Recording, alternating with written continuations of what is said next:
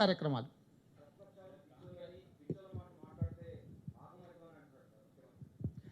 ఇక నేను అదే చెప్తున్నా. ఆయన ఎర్రగడ్డల మీకు తెలుసు, ఒక ఆయన నేను ప్రధానమంత్రి అవుతా అనుకుంటే తిరుగుతుండట. ఆ ఎదురుగున్నోడు చెప్పినట్టే నేను కాల్ చేసినప్పుడు కదా నువ్వు అయ్యేది అని, ఆ కుర్చీ ఖాళీ నేను చేసినప్పుడు కదా అని. ఇట్లా ఎర్రగడ్డల ఇద్దరు మాట్లాడుకున్నట్టు ఉంది కేసీఆర్ వీళ్ళందరూ.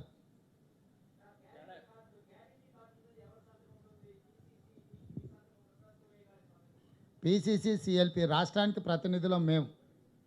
పార్టీ అధ్యక్షుడిగా నేను, సిఎల్పి నాయకుడిగా బట్టి విక్రమార్క గారు, మేమే గ్యారంటీలు ఇస్తాం. ఎందుకంటే రేపు అమలు చేయాల్సిన బాధ్యత ఇక్కడున్న నాయకత్వం మీద ఉంది. ధన్యవాదాలు. మొత్తం డీటెయిల్స్ చెప్తాం, అప్పుడే ప్రకటించకముందే లెక్కలెందుకు వేస్తారు. సార్ పిసిసి గారు ఒక రెండు ప్రశ్నలు నా కవిత ట్విట్టర్ వేదికగా సంధించారు. ఒకటి, రెండు కలిసిపోయారని చెప్పి మా పైన విమర్శలు చేస్తున్నారు. ఈడీ కాంగ్రెస్ నేతలకు కూడా ఇచ్చారు, ఏడాది కాలంగా అది ఎందుకు అటకెక్కింది, మీకేమన్నా ఒప్పందం ఉందా అనేటువంటి విమర్శ ఒకటి చేశారు.